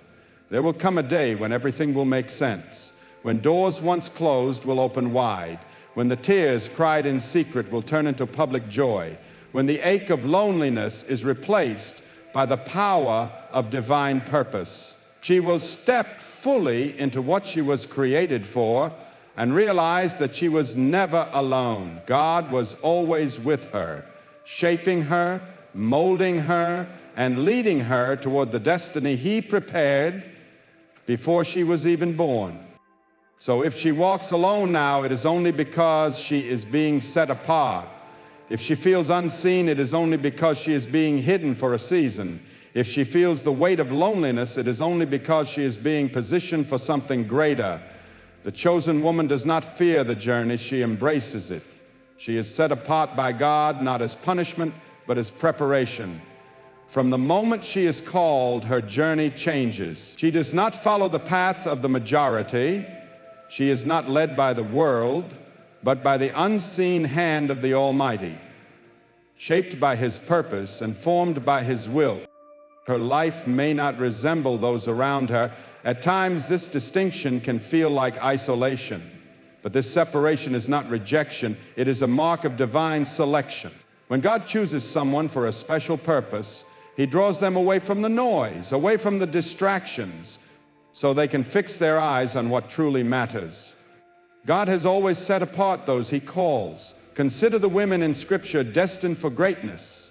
Esther was removed from her homeland and placed in a foreign palace, set apart so that one day she could intercede for her people. Ruth walked away from all she knew, her homeland, her family, her comfort, to walk into the unknown. Mary, the mother of Jesus, bore a divine assignment no one around her could fully understand. These women were not called to ordinary lives. They were chosen, and therefore they were set apart. When a woman is set apart by God, she will walk through seasons of loneliness. She will discover that she no longer fits into the world's mold. What was once comfortable may become unfamiliar.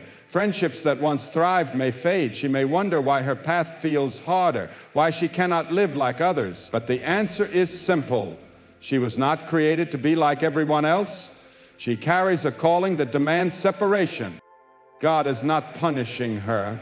He is protecting her, shielding her from distractions that could derail her calling, guarding her from influences that could diminish her purpose.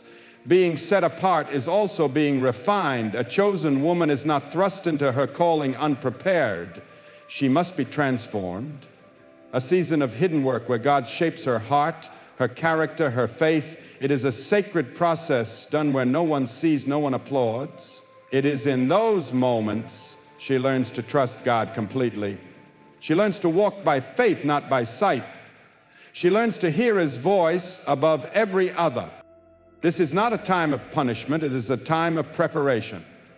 Just as gold is refined by fire, the chosen woman is refined by the trials she endures.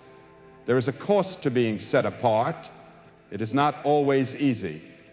She may be misunderstood, even by those closest to her. She may be rejected, not for her lack, but because her presence convicts those not aligned with God. She may be criticized for her choices, her standards, her unwavering faith. But she does not waver. She knows her validation does not come from man, it comes from God. She is not here to please the world, but to fulfill the purpose for which she was created.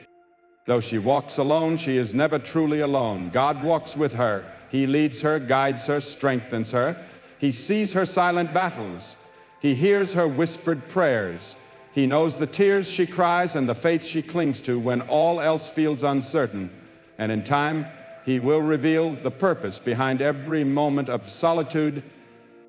The chosen woman is set apart not because she is forgotten, but because she is destined. Not because she is rejected, but because she is being positioned. She walks a road divinely orchestrated, a path leading to something greater than she can yet imagine. Though the journey may be difficult, she understands that solitude is not a sentence, it is sacred. It is not a punishment, it is a place of transformation.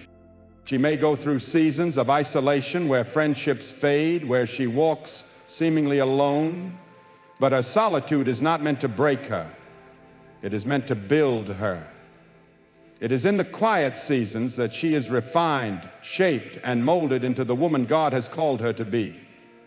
The world often views loneliness as weakness, but in the kingdom of God, solitude is a holy space. It is there that a woman learns to rely on God alone. In her separation from distractions, she begins to hear His voice with clarity. Pulled away from people, she is drawn closer to His presence. In these quiet places, her faith is deepened, her spirit strengthened, and her character tested. Before God elevates someone, He often brings them through a season of isolation. Look at the life of Moses. Before becoming the great deliverer, he spent 40 years in the wilderness. David was anointed king, but before he wore the crown, he hid alone in caves seeking God. Even Jesus withdrew into the wilderness for 40 days before beginning His public ministry. If a chosen woman finds herself alone, she must understand This is not a sign of rejection. It is a sign of preparation. God is silencing the noise so she can hear Him. He is stripping away the unnecessary so she can focus on what truly matters. He is leading her through a process that will prepare her for the calling ahead. A chosen woman is not made in the spotlight. She is made in the secret place. The world may never witness her transformation, but God sees it all. He sees her midnight prayers, her silent tears, the inner battles she faces, and He is using every moment of solitude to strengthen her, to make her wiser, and to prepare her for what is to come. The process is not always easy. There will be days she questions why she must face such struggles alone. Times she wonders why her path feels so difficult. But the difficulty is a clue. It speaks to the greatness of the calling. Diamonds are formed under pressure. Gold is purified by fire. And a chosen woman is shaped in solitude. Not everyone can go where she is going. One of the hardest lessons she must learn is that some people are only meant to walk with her for a season. She may wish to hold on to relationships or connections that once felt safe. But when God leads her to greater things, He removes those who cannot journey with her. This is not rejection. It is divine redirection. God sees what she cannot. He knows the hearts of those around her. He knows who will help her and who will hinder her. And because He loves her, He separates her from anything that would delay or diminish her destiny. Destiny required Abraham to leave his homeland and family in order to step into the promise God had prepared for him. Joseph had to be separated from his brothers before he could fulfill his divine purpose. Even Jesus, in moments of performing miracles, often had to send people away because of their unbelief. A woman chosen by God must come to understand that not everyone is meant to journey with her. Some people simply will not. It is painful when people leave. It is difficult to release relationships that once held deep meaning. But a chosen woman must trust that if God is removing someone from her life, it is ultimately for her good. She cannot allow emotional attachment to trap her in a place she has outgrown. She cannot lower her standards to fit in with those who are misaligned with her calling. She cannot compromise her purpose for the comfort of familiarity. Instead, she must embrace the truth that every loss makes room for something greater.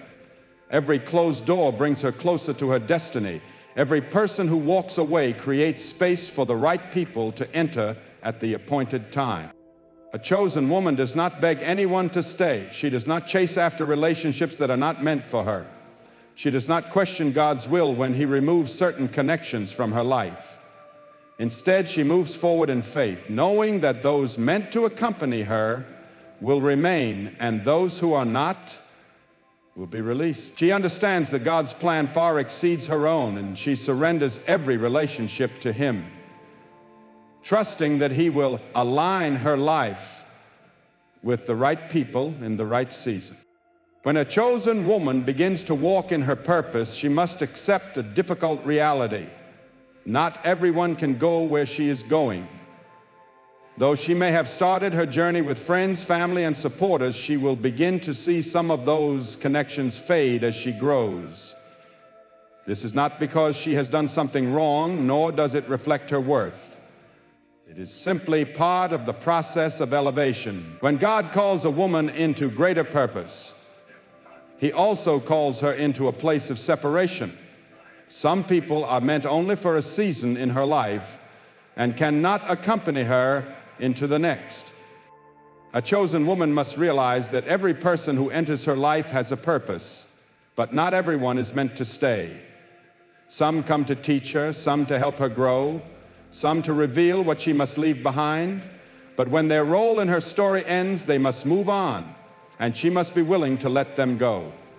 Holding on to those who are not meant to stay will only hinder her progress. Trying to force expired relationships will delay her from fully stepping into her calling. God knows exactly who she needs for the journey ahead, and He will align her with the right individuals at the right time. When God begins to elevate a chosen woman, she will sense a shift in certain relationships. Some people will distance themselves, not because she has changed for the worse, but because her growth challenges them. Her passion for purpose may unsettle them. Her commitment to her calling may highlight their lack of direction. Her willingness to walk by faith may expose their fear, and instead of celebrating her progress, some will withdraw. This can be deeply painful, especially when it involves those she believed would always be by her side. But she must remember, not everyone is equipped to follow where God is leading her. Even Jesus experienced this. When he returned to his hometown, the people there could not accept who he had become. They only saw him as the carpenter's son, not the Messiah. Because of their unbelief, he could not perform many miracles there. The same truth applies to a chosen woman. If she surrounds herself with those who only see her as who she used to be, she will be limited in becoming who she is meant to be. If she remains in circles that cannot recognize the anointing on her life, she will struggle to embrace her full calling. God is calling her to more, and sometimes that means letting go of those who refuse to grow with her. Letting go of people is never easy. It takes faith, it takes trust, it takes the courage to walk alone for a season. But a chosen woman does not plead with people to stay. She does not pursue relationships that no longer align with her destiny. She does not shrink herself to fit into places she has outgrown. Instead, she surrenders every connection to God and allows him to orchestrate her relationships. She knows that the people who are meant to remain in her life will remain, and those who are not will be removed. God's plan is always perfect. He sees what she cannot. He knows the hearts of those around her. Some may smile at her while secretly hoping for her failure. Others may appear to support her while being threatened by her growth. Some may have walked with her for years but lack the faith to rise to the next level. Because he loves her, God will remove anyone who is not meant for her path. And though separation may sting at the moment, she will eventually see that every loss was a blessing in disguise. A chosen woman does not walk in fear. She does not cling to people out of insecurity. She does not remain in relationships that pull her away from her purpose. She places her full trust in God, knowing that those who are meant to walk with her will walk with her, and those who are not will not. Her focus is not on pleasing people, but on fulfilling the divine call upon her life. She knows that growth demands separation, and she is willing to release anything or anyone that stands in the way of where God is leading her. A chosen woman is set apart from the very beginning, and her journey often feels different from those around her. She does not blend in. She does not follow the crowd. She walks a path that is unfamiliar, one that demands faith, perseverance, and unshakable trust in God. It is not an easy path, but it is a necessary one. A chosen woman is called to something greater, and because of that, her journey often feels lonely. Yet this loneliness is not a sign of abandonment. It is a sign of divine selection. She is being set apart, not cast aside. She is being prepared, not rejected. And she must learn to embrace this solitude, knowing it is shaping her into the woman God created her to be. Consider those whom God called to greatness. Look at Esther. Before stepping into her destiny as queen, she endured a season of preparation in isolation. She was removed from the familiar and placed in a space where she had to rely on God alone. Ruth, too, after the loss of her husband, could have returned to her old life, but she chose to walk into the unknown, even if it meant walking alone. These women were not forsaken. They were being positioned for purpose. A chosen woman must recognize that isolation is not a curse. It is evidence that God is doing something significant in her life. There will be moments when she feels misunderstood. People may question her choices. They may wonder why she distances herself from certain individuals, why she no longer joins the same conversations, or why she seems changed. But she must not let the opinions of others shake her confidence. A chosen woman does not seek validation from the world. She seeks confirmation from God. She knows her steps are divinely ordered. Even when others don't understand, she continues forward in faith. The process of being set apart can feel lonely, but it is necessary for transformation. A butterfly cannot emerge without first entering a cocoon. It must be hidden, unseen, and undergo a complete transformation. If the cocoon is opened too soon, the butterfly is underdeveloped and cannot fly.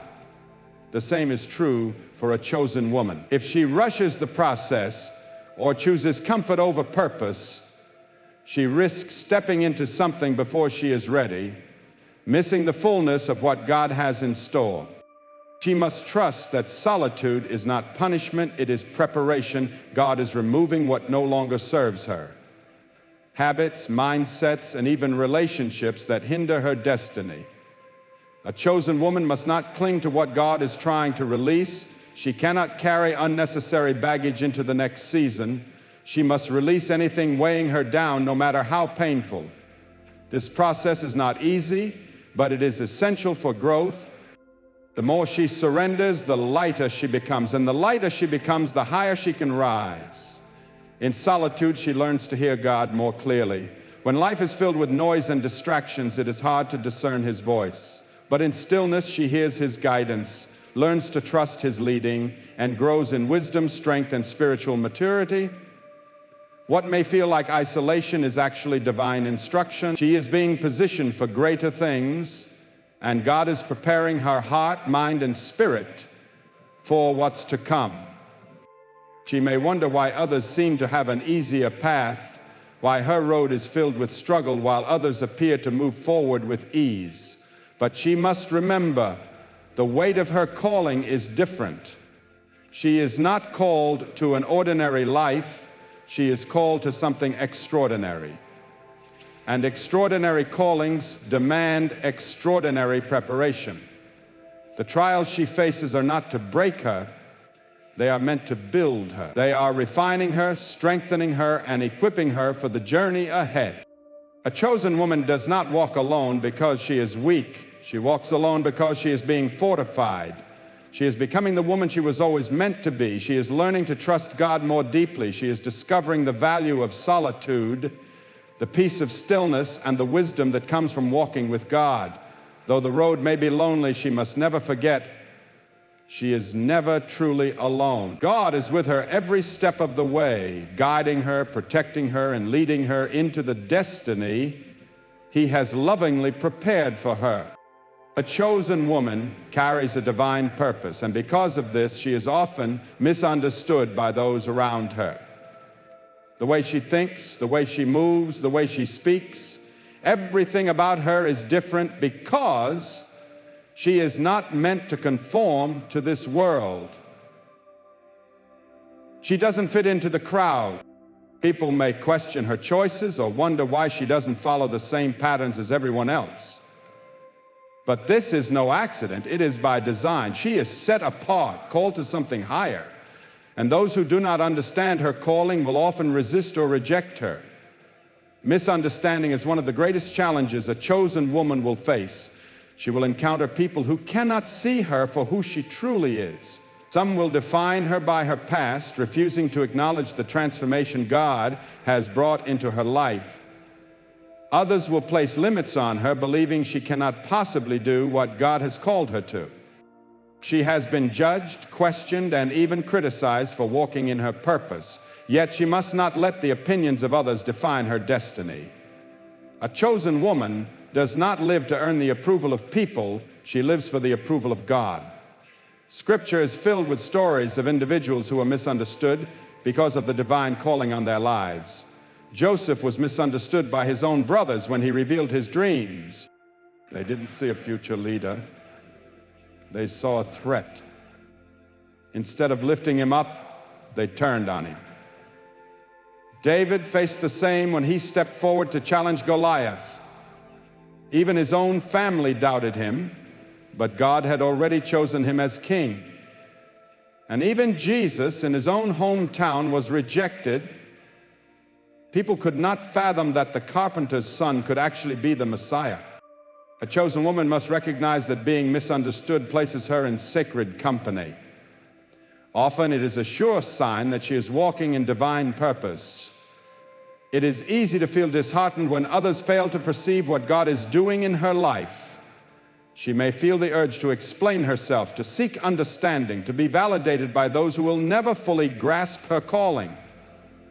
But she must resist that urge. Not everyone is meant to understand. Not everyone is supposed to see what God is doing in her life. Some are simply blind to the anointing she carries, and that is not her burden to bear. She does not need to explain herself to those who are not assigned to walk beside her. Her purpose is not up for debate. One of the most dangerous traps for a chosen woman is the temptation to shrink herself to fit into spaces never meant for her.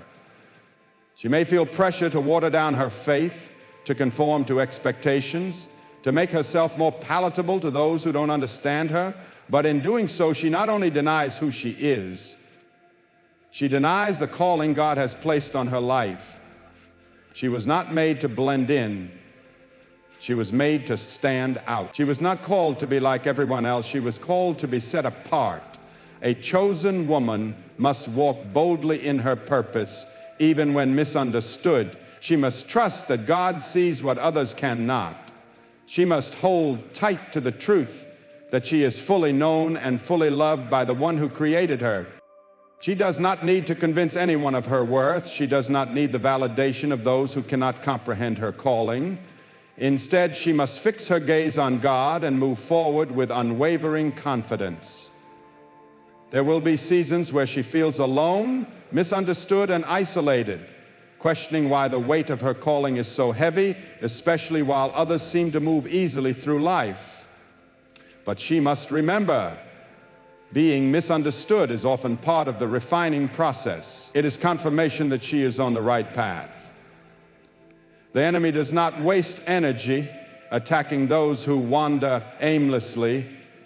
He targets those stepping into their calling.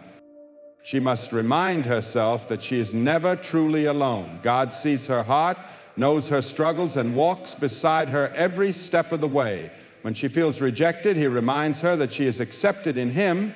When she feels invisible, he whispers that he sees her. When she feels unheard, he speaks peace to her soul. Her purpose is not dependent on being understood by people. Some will celebrate her, others will ignore her. Some will see her anointing, others will miss it entirely, but none of that changes the truth. God has chosen her for something greater. She must continue to walk by faith, knowing that her journey is not about being understood. It is about being obedient to the one who called her. A chosen woman possesses a strength the world often fails to understand. Her path is one of endurance, perseverance, and walking through fire, only to emerge refined. The trials she faces are not arbitrary, they are intentional. She is tested in ways others are not, because her calling requires a depth of preparation others may never encounter. The weight of her destiny is immense, and because of it, she must be fortified through experiences that may feel like breaking, but are truly building her.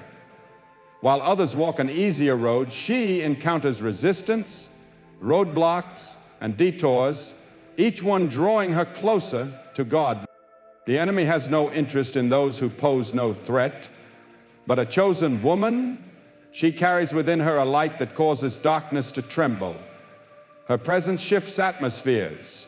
Her anointing disrupts strongholds, and her faith has the power to break chains. Because of this, her testing may seem unfair, but the trials are not meant to destroy her. They are equipping her. Every challenge she faces is an opportunity for growth. Every setback is a lesson, molding her into the woman she was created to be. Rejection teaches her resilience. Betrayal grants her wisdom. Loneliness draws her closer to God. She may not understand the purpose in the moment, but each hardship is preparing her for the future. What appears to be a loss is often a lesson. What feels like a delay is frequently divine protection. The fire she walks through is not meant to consume her, but to refine her. Just as gold is purified through intense heat, so too is she purified through trial. These seasons of discomfort are essential, necessary to burn away anything within her not aligned with God's purpose. She cannot carry old habits, toxic patterns, or unhealthy connections into the next chapter of her calling. The refining fire leaves behind only what is true, valuable, and unshakable. She will feel tired. She will question why her journey seems harder than others.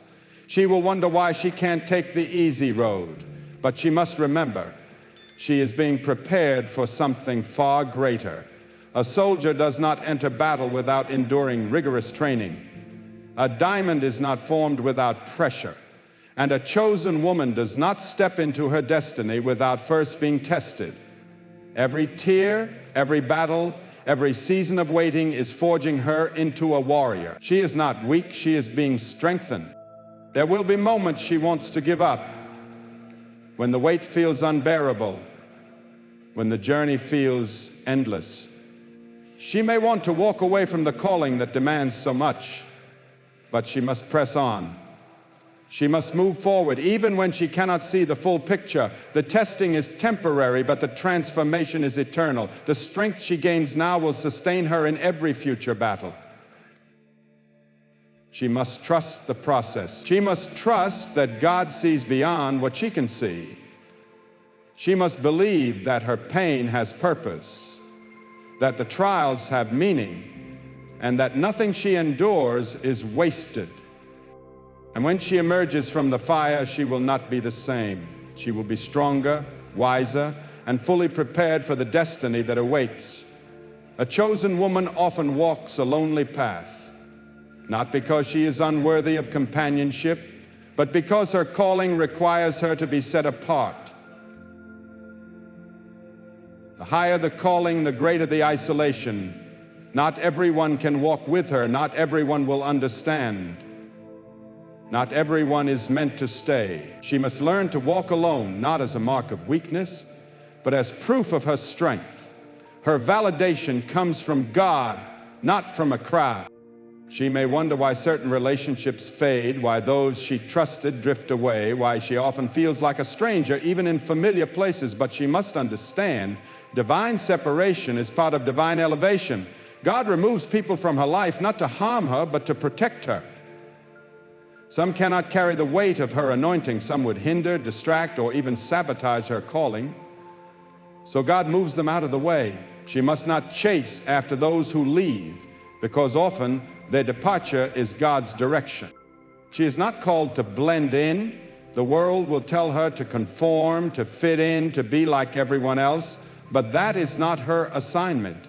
She is set apart for a reason. The more she tries to fit into spaces not meant for her, the more discomfort she will feel. God has placed something unique within her, and she must embrace it, even if it means walking alone. She must not fear solitude, for it is in solitude that God speaks most clearly. Her destiny is too significant to be surrounded by the wrong people. She must guard her inner circle with discernment, because not everyone smiling at her has good intentions.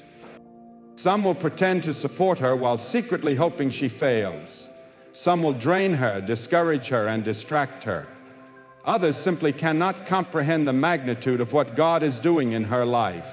She must learn to discern who is truly for her and who is only there for what they can gain. When God removes people, she must trust that it is for her protection. She must embrace seasons of solitude as sacred preparation. In the moments when she feels most alone, she is actually being positioned for greatness. God is drawing her near, strengthening her soul, and giving her wisdom for what's ahead. She must not waste these sacred seasons by chasing distractions or filling the void with meaningless connections. Instead, she must use them to grow, to heal, and to deepen her walk with God. What feels like isolation is actually incubation. God is preparing her for what is next. She will not always walk alone. In due time, God will align her with the right people.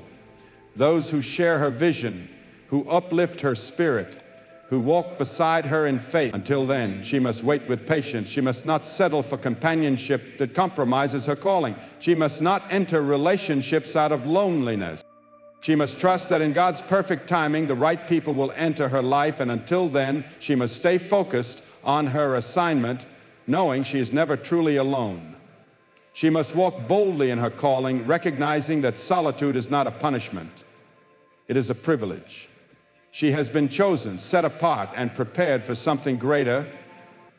Though the road may be lonely, it is leading her exactly where she's meant to be. And as she walks that path, she will come to see that she was never walking alone. God has been with her, guiding her every step of the way.